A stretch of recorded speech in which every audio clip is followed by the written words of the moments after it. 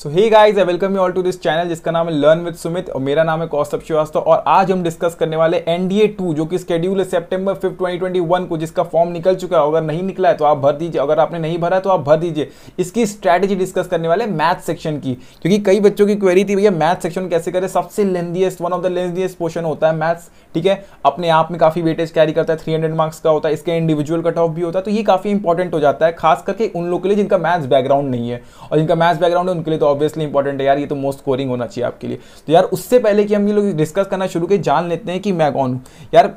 अब आप लोग तो यार जान ही चुके होंगे मेरा नाम कौस्तभ श्रीवास्तव है, लेकिन जो लोग नए हैं मैं बता दूं कि माई सेल्फ कौस्तभ श्रीवास्तव। मेरी यार एनडीए 145 में ऑल इंडिया रैंक 10 आई थी, plus I am medically fit, ठीक है। And I am an IITian as well. Currently यार मेरा फर्स्ट ईयर कंप्लीट होने वाला है, और क्योंकि बीच में एंड सेमेस्टर आ गए थे, इसकी वजह से ही मैं बीच में जो SSB सीरीज चली थी उसकी वीडियोज़ नहीं ला पा रहा था, लेकिन अब उसकी भी सीरीज दोबारा चालू होगी, ठीक है। बाकी यार मैं नीचे स्क्रीनशॉट लगा दिया है ताकि आप लोग देख सको कि जो मेरी रैंक आई थी उसका एक स्नैपशॉट लगाया हुआ है मेरिट लिस्ट का, ठीक है। आगे बढ़ते हैं यार, आगे यार ये मेरी फोटो जिस दिन मैं मेडिकल कॉन्फ्रेंस इन हो गया था उस दिन मैं काफ़ी खुश था। This was the last time that I वोर दिस चेस्ट नंबर +6 था। अब यार आगे बढ़ते हैं यार, तो एनडीए मैथ्स, इसके पहले मैं बताऊं कि यार लर्न विद सुमित का एक नया टेलीग्राम चैनल आने वाला है जो कि मैथ्स के लिए एक्सक्लूसिव है। तो यार उसके लिए नीचे लिंक दिया हुआ डिस्क्रिप्शन में, आप उसको क्लिक करके उसको ज्वाइन कर सकते हैं। इसमें आपको जितने भी ग्रीवियंसेस हैं, जो भी क्वेरीज हैं, आप सुमित सर से डायरेक्टली पूछ सकते हैं और वो उसको सॉल्व करने की कोशिश करेंगे, ठीक है। बाकी यार हम लोग आगे बढ़ते हैं यार, तो अबाउट एनडीए मैथ्स पेपर। यार एनडीए के जानने से पहले कि एनडीए मैथ्स पेपर के स्ट्रक्चर के बारे में जान लेते हैं कि यार ये आखिर पेपर दिखता कैसा है। आप जिसको ढहाने आ रहे हो, कि जिस दुश्मन से आप लड़ने आ रहे हो, आपको उसका स्ट्रक्चर पता होना चाहिए, तो ठीक है। तो यार पहले हम लोग देखते हैं 2.5 आवर्स का ड्यूरेशन होता है यार, ठीक है। 2.5 आवर्स का ड्यूरेशन होता है, इसमें नेगेटिव मार्किंग होती है। कई बच्चे पूछते हैं यार भैया तुक्का मारे कि नहीं मारे। तुक्का मारो भाई, एकदम मैं नहीं कहता, लेकिन एजुकेटेड गेस, ठीक है। कैलकुलेटेड गेस जिसको कहते हैं, कैलकुलेटेड गेस, ठीक है। ये मारो, ये नहीं कि तुक्का मारने लगे ना तो फिर पूरा नेगेटिव में ही चले आओ, क्योंकि नेगेटिव मार्किंग काफ़ी खतरनाक होती है, ठीक है। मैक्सिमम मार्क्स या 300 होते हैं और 120 क्वेश्चंस होते हैं इन 2.5 आवर्स। तो यार ऑब्वियस ही बात है, थोड़ा कैलकुलेशन करोगे तो 300 आउट ऑफ 120 करोगे तो 2.5 मार्क्स होते हैं प्लस पॉजिटिव, ठीक है। और अगर 1/3 अगर आपको तो गलत हो जाते हैं, 1/3 आपके रॉन्ग चॉइस के लिए होते हैं, तो लगभग 0.84, ठीक है, जो कि आपके डिडक्ट होंगे अगर आपने किसी क्वेश्चन को गलत किया। अब यार देखो एक क्वेश्चन होता है, ठीक है, जैसे एक क्वेश्चन है, ठीक है, तो इसकी दो ही चॉइस है, या तो आपने अटेम्प्ट नहीं किया, नॉट अटेम्प्टेड, या तो आपने अटेम्प्ट किया। अगर नॉट अटेम्प्टेड है तो यार ये 0 है, ठीक है। अगर अटेम्प्ट किया तो दो चॉइस है, या तो करेक्ट है या तो रॉन्ग है। करेक्ट किया तो प्लस 2.5 हो जाएगा, रॉन्ग किया तो माइनस 0.84 हो जाएगा, ठीक है। इसका 1/3 होता है, ठीक है। कैलकुलेट कर लेना, इतने मैथ्स के स्टूडेंट हो यार। तो यार यही चीज़ मैं नीचे लिखी हुई कि अब इसी चीज़ को देख के आपको प्लस माइनस को करके आपको एक सेफ स्कोर, मैंने पहले सेफ स्कोर बता देता हूँ यार। सेफ स्कोर जो मैथ्स 400 होता है पूरे एनडीए में सेफ स्कोर, ठीक है। और 120 to 150 एक अच्छा स्कोर माना जाता है किसमें, मैथ्स में, ठीक है। अब यार आगे बढ़ते हैं हम लोग, आगे बढ़ते हैं तो यार सेकंड आता है यार सिलेबस देख लो। तो सिलेबस में आई ऐसी यूपीएससी की नोटिफिकेशन आती है जिसमें आपने एनडीए के बारे में उसमें लिखा होता है, लेकिन मैं एक बार रिपीट कर देता हूँ कि रफली 11th और 12th का फुल सिलेबस होता है इसमें, ठीक है। जो भी एनसीईआरटी के बुक है उसमें जो भी फुल सिलेबस दिया हुआ है वही होता है, ठीक है। मेजर पोर्शन जो है वो मैंने लिस्ट किया, जैसे एलजेब्रा में क्या आता है यार, कॉम्प्लेक्स नंबर, सीक्वेंस सीरीज, ठीक है, इस तरह के टॉपिक्स आते हैं, ठीक है। फिर आता है मैथ्स, वैसे ये तो खुद ही एलजेब्रा का पार्ट है, लेकिन इसको अलग से इसलिए किया है क्योंकि हम आगे देखते हैं इसमें मैंने क्यों अलग से रखा है। Matrices, determinant, trigonometry, analytical geometry 2-3 dimension, वही क्या, straight line, parabola, ellipse, hyperbola, circle, angle between 3D lines, जो नहीं होता एंगल बिटवीन प्लेन्स होता है, जो AX + BY + CX = D, ये सब वाले फॉर्मूले। डिफरेंशियल कैलकुलस में क्या क्या आता है, लिमिट्स आता है, फंक्शंस आता है, AOD आता है, इंटीग्रल कैलकुलस आता है, डिफरेंशियल इक्वेशन आता है। इंटीग्रल कैलकुलस में क्या आता है, indefinite, definite, area under curve, तो ये सब आता है। वेक्टर अलजेब्रा आ गया। वेक्टर अलजेब्रा आपको याद होगा कि वेक्टर अलजेब्रा पहले ये आसान क्यों लगता है, क्योंकि बच्चे इसको फिजिक्स में बहुत अप्लाई करते हैं। आप डॉट प्रोडक्ट निकालते हो, क्रॉस प्रोडक्ट निकालते हो, वॉल्यूम निकालते हो, एरिया निकालते हो। हाँ ये वही है, बस थोड़ा एडवांस फॉर्म में मैथ्स का है क्योंकि, ठीक है। अब आ गया यार स्टैटिस्टिक्स तो आपको पता होगा स्टैटिस्टिक्स से प्रोबेबिलिटी क्या होता है, ठीक है। तो यार ये तो हो गया रफली मैंने सिलेबस बता दिया, लेकिन याद रखना दीज आर नॉट चैप्टर्स, ये चैप्टर्स नहीं है, ठीक है। कि आप खुश हो जाओ भैया बस इतना ही है क्या, ना, ये हैं यूनिट्स, ये हैं टॉपिक्स, ठीक है। इसके अंडर सब चैप्टर, सब टॉपिक्स होते हैं जो कि अपने आप में काफ़ी चैप्टर होते हैं। मुझे जितना याद है, मैं जब तैयारी कर रहा था तो यार रफली अराउंड 30 to 35 चैप्टर्स होते हैं पूरे मैथ्स में, ठीक है। इसी के अंडर होते हैं, मैं अभी आगे बताऊंगा आपको।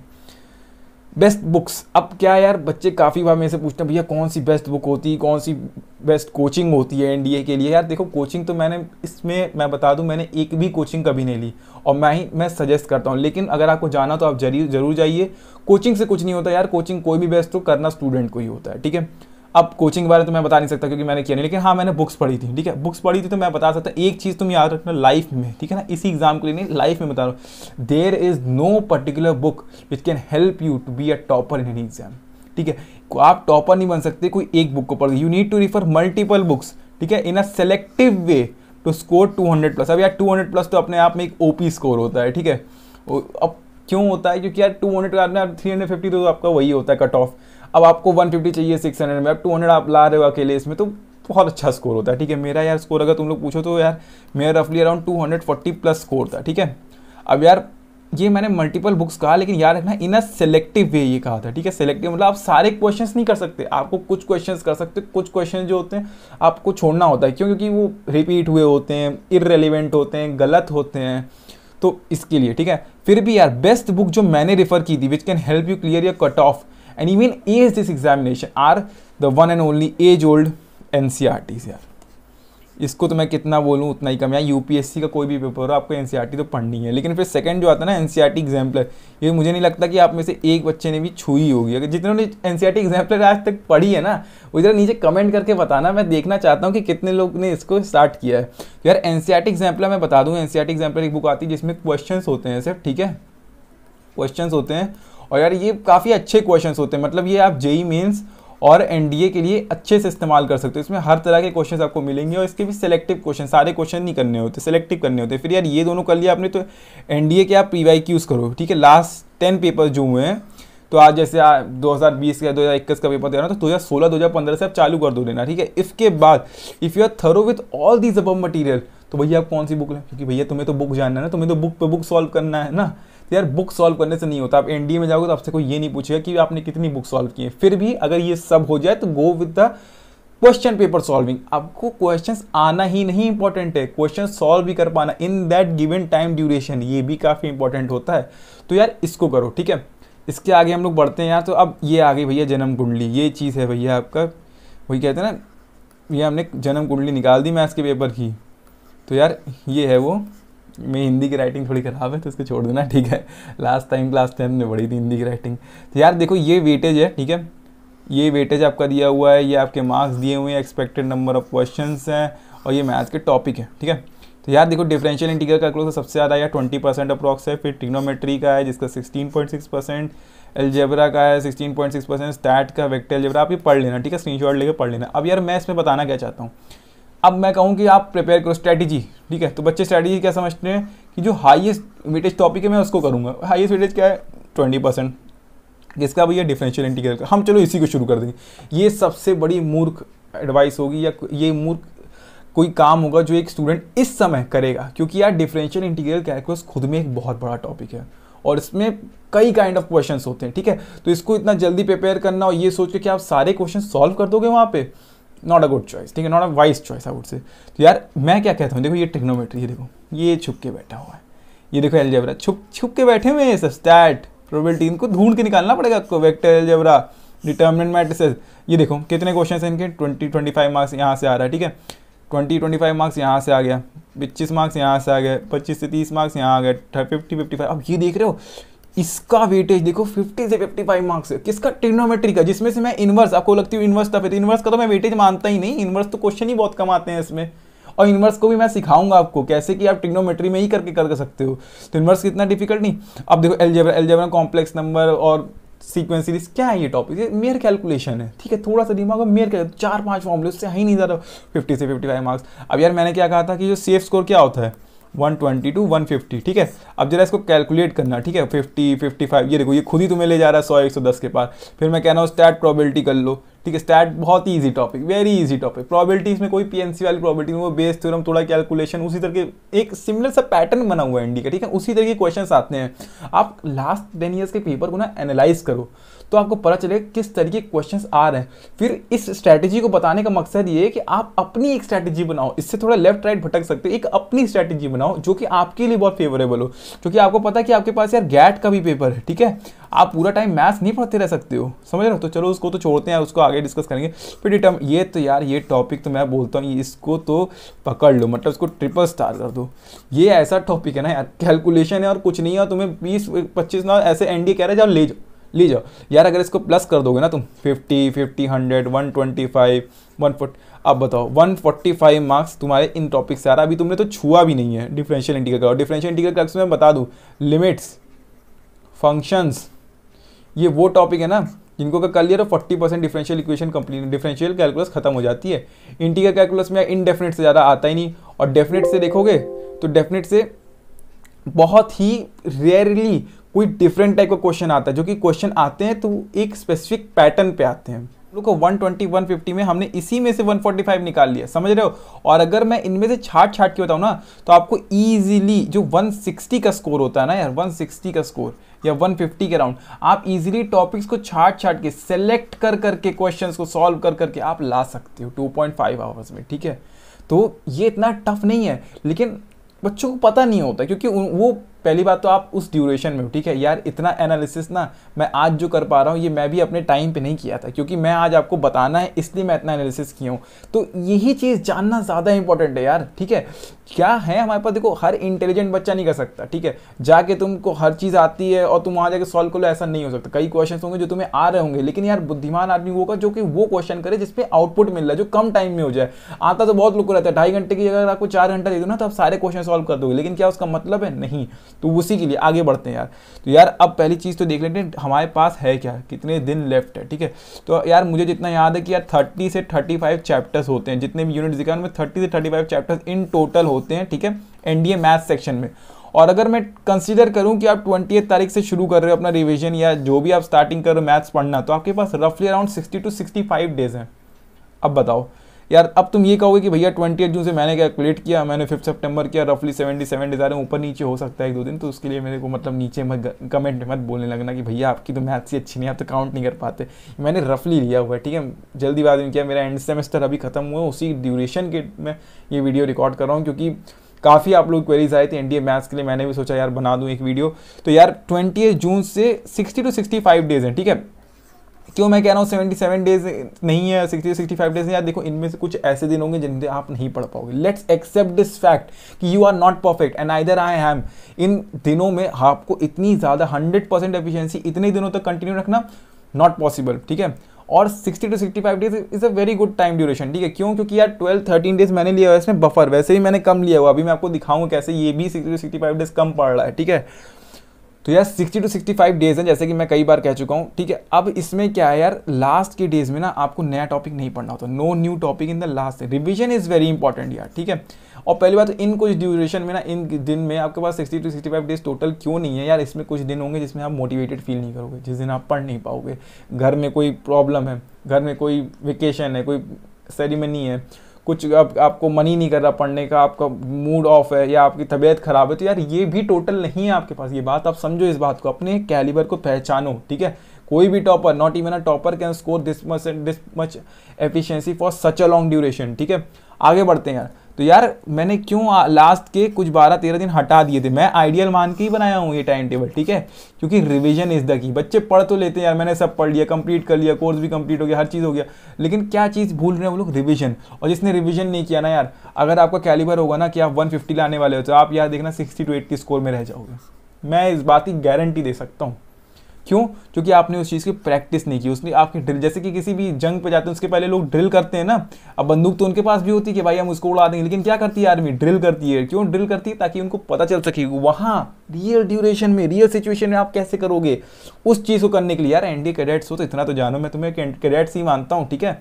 आप में से जितने भी लोग देख रहे हो इस वीडियो को, आप सब क्वालिफाई करोगे। एसएसबी की भी मेरी वीडियोस चल रही हैं, एनडीए के मैथ्स के लिए भी, जीएस के लिए आप जानते हैं GS equal to Sumit sir, ठीक है, तो वो करा देंगे। तो मैं आप सबको एनडीए कैडेट बनाऊंगा, ठीक है। बस मेरा साथ देना या सपोर्ट करना, ठीक है। अब मैं ये कहना चाह रहा हूँ, no new material to be solve in the last 14 days. क्यों? क्योंकि यार देखो last 14 days is the day of revision, ठीक है। उस टाइम आपने जो पढ़ लिया आप उसको रिवाइज करो, नए मॉक टेस्ट दो, उसी टाइम ड्यूरेशन में दो, अपनी बॉडी क्लॉक को एडजस्ट करो, अपने आप को रिलैक्स करो, ताकि आप मेन डे के लिए तैयार हो सको। अब आप उसमें भी 1 चैप्टर 2 चैप्टर पढ़े जा रहे हो, नए नए चैप्टर्स पढ़े जा रहे हो, तो होगा ना क्या कि आपके दिमाग में ना जो आपने पहले पढ़ के रखा है ना वो भी चला जाएगा। ये दिक्कत हो जाती है। तो यार इन सब को जानना बहुत इंपॉर्टेंट है। आप कई बार आप लोग में से हो सकता है कि कई बार आप लोग ने पिछली बार एनडीए दिया, आप लोग को आता रहा हो, लेकिन आप लोग एग्जाम में जाके ब्लैंक हो गए। क्यों? क्योंकि आपने ये नहीं किया। क्या है? रिवीजन। ये गोल्डन वर्ड है, इसको अपने दिमाग में बसा लो, कहीं लिख लो कमरे में, ठीक है। Revision, revision is the key to success. इस बात को याद रखो, कोई भी एग्जाम हो, हर टॉपर यही कहता है कि रिवीजन इज वेरी इंपॉर्टेंट, ठीक है। आगे बढ़ते हैं। अब यार जैसे मैंने बताया कि there are less than 2 days पर चैप्टर इन एनडीए मैथ, समझ रहे हो। 60 to 65 days है आपके पास टोटल, आपके पास 30-25 चैप्टर, लेस देन 2 days आता है ये। तो आप इसको कैसे टैकल करोगे यार? अब आप सोचो, लेस देन 2 days आपके पास मैथ्स के लिए, इसमें आपको रिविजन भी करना है, इसमें आपको PYQs भी करने हैं, थ्योरी भी करनी है, प्रैक्टिस क्वेश्चंस भी करने हैं, और ऊपर से आपको इसके बाद मॉक क्वेश्चंस भी करने हैं। मॉक क्वेश्चंस जो होते हैं जैसे मॉक टेस्ट पेपर हो गए। आपको सबसे बात याद रखना, आपको गैट की भी तैयारी करनी है। ये नहीं कि आप सब भूल जाओ, मैथ्स ही मैथ्स करते रहो, गैट भूल गए तो गैट नहीं क्लियर होगा फिर, समझे। गैट भी बहुत इंपॉर्टेंट है। तो यार मेरा बताने का ये मतलब नहीं था कि आप डर जाओ, लेकिन मेरा ये मतलब था कि यार now it's time to show your talent, ठीक है। अब आपको मेहनत करना शुरू करना पड़ेगा एनडीए का पेपर पास में। आप अभी से, जिस समय ये वीडियो देख रहे हो उसके बाद से ही लग जाना पढ़ने, ठीक है। आगे बढ़ते हैं यार। इस टाइम पे सबसे ज़्यादा जो इंपॉर्टेंट है ना वो होती है स्ट्रैटेजी यार।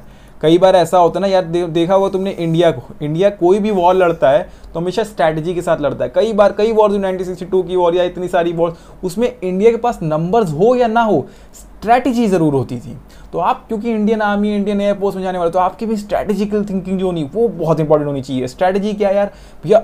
150 क्वेश्चन हैं जैसे, अब 150 क्वेश्चन के लिए आपको रफली 60 to 70 क्वेश्चन सही करने की जरूरत है, ठीक है। 60 to 70 क्वेश्चन के लिए आपको मैंने बता दिया कि कौन कौन से इंपॉर्टेंट टॉपिक है। ट्रिगो, इसको रट लो। क्या नाम है? Complex number, determinant and matrices, vector algebra, ये सब इंपॉर्टेंट टॉपिक्स हैं, इनको एकदम याद कर लो। स्टैट, प्रोबेबिलिटी, तो इन पे हम लोग को अटैक करना है। ये हैं अटैक वाले, ठीक है। लिमिट्स, ये बहुत इजी। लिमिट्स तो मैं कहता हूँ सबको पसंद भी होगा, लिमिट्स बहुत इजी है। मैं एक रूल बताऊंगा, कोई एल हॉस्पिटल रूल होता है, उससे भी काफ़ी निकल आती, काफ़ी लोग ने पढ़ के भी रखा हुआ है। तो यार ये स्ट्रैटेजी ही तो इंपॉर्टेंट है जिससे आप निकालोगे एनडीए का पेपर। तो आगे बढ़ते हैं यार। अब स्ट्रैटेजीज क्या मतलब था यार? Do topics that have the least input, जिसमें आपको सबसे कम पढ़ना पड़े, सबसे ज़्यादा नंबर क्या है। जैसे कि सेट, भैया ये तो अपने में ही है, समझ रहे हो ना। एक दिन का टॉपिक है, आराम से आपको 10-15 नंबर दिलाएगा ये। ट्रिग्नोमेट्री, कॉम्प्लेक्स नंबर, डिटर्मिनेंट्स, ये मैं पहले बता चुका हूँ, ये टॉपिक्स बहुत इंपॉर्टेंट हैं। इन सबको स्टार टॉपिक्स कहता हूँ, स्टार टॉपिक्स कहता हूँ मैं इन सबको, समझ रहे हो। लीस्ट इनपुट, हाईएस्ट आउटपुट, समझ रहे हो। आगे बढ़ते हैं। अब यार लास्ट में मैं जो कहना चाहता हूँ, abstain from referring to a lot of materials and irrelevant test series, ये भी एक स्ट्रैटेजी का पार्ट है। अब यार आप ये बुक कर लो, वो बुक कर लो, इस चैप्टर को इस बुक से कर लूँ, उस बुक से कर लूँ, ये कोचिंग मटेरियल रेफर कर लूँ, ये सर से पढ़ लूँ, वो सर से पढ़ लूँ, इनसे कर लूँ, उनसे कर लूँ, कुछ नहीं होगा। 4 चैप्टर करोगे, तुमको पता चलेगा कि 1 महीना जा चुका है, बाकी 4 चैप्टर करोगे एनडीए जा चुका हुआ है, समझ रहे हो। तो यार एब्सटेन, ये स्ट्रैटेजी बहुत ही प्लस पॉइंट्स हैं, इनको मान के चलना कि ब्रह्मास्त्र है। इनको एकदम मतलब जिस बच्चे ने पढ़ के रखा है ना, इसको तो मान ही लो अब बस। अब given the time duration you can not complete even a single book. I can guarantee you this कि अगर आप कोई भी बुक सोच रहे हो ना, पहली बात तो मैंने बुक्स में, आप ये लोग वेट कर रहे होगे यार भैया ने तो इंडिया पाथफाइंडर का नाम ही नहीं लिया, RS अग्रवाल का तो नाम ही नहीं लिया, मैंने तो ये सॉल्व करके रखी, इस कोचिंग मटेरियल को तो नाम ही नहीं लिया, उस कोचिंग मटेरियल का नाम नहीं लिया, RS अग्रवाल का नहीं लिया, RD शर्मा का नहीं लिया, या कोई और बुक आती मुझे तो पता ही नहीं, मैंने क्योंकि नहीं सॉल्व की थी वो सब बुक्स, तो इनका तो नाम नहीं लिया। यार मैं बताऊं, आपके पास इतना टाइम ही नहीं है। अगर आप इन सब, आपको याद रखना, आपको गैट का भी कंप्लीट करना है, ठीक है, आपको रिवीजन भी करना है, आपको मॉक टेस्ट भी देने हैं, आपको मैथ्स भी कंप्लीट करना है। आप कितनी बुक्स को रिफर कर सकते हो? एक बुक के लिए भी आपके पास ढंग से टाइम नहीं है, ठीक है। ये मैंने लिखा हुआ, plus you have to cover GAT as well. समझ रहे हो कि आप टाइम कितना ज़्यादा इंपॉर्टेंट हो चुका है, आपको एक एक सेकेंड की कीमत समझनी होगी अब। तो इसमें भैया अब डरा तो दिया मैंने, सब डरा क्या दिया मैंने, सच्चाई बता दी, ठीक है। किसी ना किसी को आपको भी पता रही होगी, लेकिन मैंने बता दी, मेरे मुंह से सुन के और डर रहे होगे। लेकिन यार अब इसको क्लियर कैसे किया? तो here comes the role of a mentor. Mentor क्या यार, एक ऐसा मैथ्स का टीचर जो आपको बता सके कि किस बुक से कौन से क्वेश्चन करने हैं, सारे टॉपिक्स कवर क्लियर करा सकते, डीपीपीस दे सके आपको, मतलब कुल मिला के आपको तैयार करा सके जो पेपर होने वाला है। और who is a good mentor? Good mentor वो होता है यार जो उसी ड्यूरेशन ऑफ टाइम में जिसमें आप हो, आपकी सिचुएशन को समझे। ये नहीं कि ठीक है बताने के लिए तो कोई बताने के लिए तो आपको एक जेई का भी टीचर आके बता देगा कि हाँ यार एनडीए के लिए ऐसे मैथ्स पढ़ना है, लेकिन इज़ दैट राइट? आप खुद से पूछो, जिसने उसमें कंप्लीट नहीं किया, जिसको उसका स्ट्रक्चर नहीं पता, उसको कैसे पता होगा? तो यार इसमें एक रोल ऑफ अ मेंटर बहुत इंपॉर्टेंट होता है, ठीक है, यही वो काफ़ी इंपॉर्टेंट हो जाता है। तो यार आगे बढ़ते हैं। आप मेंटर क्या होता है ना यार, मेंटर वो होता है जो इसी लाइन में काफ़ी दिनों से हो, या तो इस लाइन में काफ़ी दिनों से हो, या तो इसी एग्ज़ाम को वो एस करके आया हो, ठीक है। तो आगे बढ़ते हैं यार। मैं जैसे कि लर्न विद सुमित चैनल पे अगर आप सपोर्ट करो, तो जैसा कि मैं सुन भी रहा था, आप अगर मेरे से पढ़ना चाहो तो मैं पक्का पढ़ाऊंगा आपको, हर एक चीज़ क्लियर कराऊंगा, आपकी हर एक डाउट आपका बताऊंगा, ठीक है। अब क्यों आप मेरे से पढ़ो, मेजर चीज़ आप पढ़ोगे क्यों मेरे से? तो यार देखो यार, जैसे मैंने बताया मेंटर वो होता है जो आप उसी एग्जाम ड्यूरेशन को अच्छे जानते हो। यार जैसे मैं बताऊँ, मेरी मैथ्स ही क्यों पढ़ाऊँ, पहली बात तो मैं यार मैथ्स ही मेरा फेवरेट सब्जेक्ट, ठीक है। मैं पढ़ाने को तो गैट भी पढ़ा दूँ, पढ़ाने को कुछ भी पढ़ा दूँ, अब दिस गैट तो पढ़ाना ही बेवकूफ़ी, ठीक है, क्योंकि GS equal to Sumit sir, ये पता है सबको, ठीक है। लेकिन मैथ्स में पढ़ा सकता हूँ, ठीक है। क्यों? क्योंकि मेरी एनडीए आई 10 थी, ठीक है, मेरे 240 प्लस स्कोर था, ठीक है। मैं ये अपना गुणगान करने के लिए वीडियो नहीं बनाया, ठीक है। मैं बता रहा हूँ कि अगर आप मेरे से पढ़ना चाहो तो यार नीचे कमेंट करना, मैं ज़रूर पढ़ाऊंगा भाई। तुम सब लोग मेरे भाई जैसे हो और मैं तुम सबको एनडीए में देखना चाहता हूँ, तुम सबको, समझ रहे हो। प्लस यार मैं एक आईआईटीएन हूँ, आईआईटीएन बनने के लिए आप सबको पता होगा मोस्ट इंपॉर्टेंट जो सब्जेक्ट होता है वो होता है मैथ्स। मैथ्स का एकदम मतलब बेजोड़, जेईई एडवांस की मैथ्स एकदम एक अलग ही लेवल पे होती है उसकी प्रैक्टिस। अब यार देखो, ये 99.8 प्लस परसेंटाइल मेरा मैथ्स जेईई मेन मैथ्स में था। क्वालिफाइड मैंने बचपन में काफ़ी ओलंपियाड, तो मैथ्स ओलंपियाड मैंने क्वालिफाई किया, 10-12 में हाईएस्ट मैथ्स स्कोरर था, और मैथ्स मेरा फेवरेट सब्जेक्ट भी है। तो ये बताने का मेरा मकसद ये नहीं था कि मैं अपने बारे में आपको गुणगान कर सकूं, बताने का मकसद ये था कि मेरा इतना एक्सपीरियंस है मैथ्स सब्जेक्ट के साथ, मैंने काफ़ी दिनों से एनालाइज किया हुआ है कि मैथ्स का सब्जेक्ट पढ़ा कैसे आता है, एनडीए से मैथ्स कैसे पढ़ी जाती है, और किस तरीके से इस एग्ज़ाम को आप एस कर सकते हो, समझ रहे हो। तो अगर यार आपको पढ़ना चाहो तो यार नीचे कमेंट करना, और मैं सच चाहता हूँ मैं लाइव क्लासेस भी ले सकता हूँ, लेकिन यार नीचे कमेंट करना और बताना, सपोर्ट करना, इस वीडियो को शेयर करना, ठीक है। आगे बढ़ते हैं यार। तो यार मेरे बारे में जानना हो तो यार आप अनअकैडमी का एक इंटरव्यू हुआ था, उसको भी आप देख सकते हो। अनअकैडमी चैनल पे एक इंटरव्यू हुआ था, आप उसको लर्न विद का ये ऊपर लिंक दिया हुआ है, CTWT का कौस्तुभ शास्त्री डालोगे तो आ जाएगा। और यार मैं ये कहना चाहता कि इसके इनिशियल पार्ट में मैंने मैथ्स की पूरी स्ट्रेटजी डिस्कस की है, ठीक है। तो आप उस वीडियो को देखोगे तो आपको पता चलेगा कि इसमें भी initial part of the video है जो उसमें मैथ्स की स्ट्रेटजी डिस्कस की, आप उसको देखना। बाकी के लिए यार सब्सक्राइब करना, चैनल को लाइक करना, कमेंट करना और अपना सपोर्ट दिखाना। अगर पढ़ना चाहते हो यार तो नीचे सपोर्ट करना, मैं ज़रूर पढ़ाऊंगा जो भी मेरे से हो सकता है, ठीक है। मैं वो सब करने की कोशिश करूंगा, लेकिन नीचे कमेंट करना, सब लर्न विद सुमित चैनल पे होगा, सुमित सर जो करेंगे वही होगा। और बस लाइक करना यार, कमेंट करना, अपना सपोर्ट दिखाना, और I wish you all the best for your NDA maths paper. Demotivate मत हो जाना, ठीक है, आगे बढ़ते रहना और मैं तुम्हारे साथ हूँ, ठीक है। Okay, it is this Kaustubh Shastri signing off, thank you.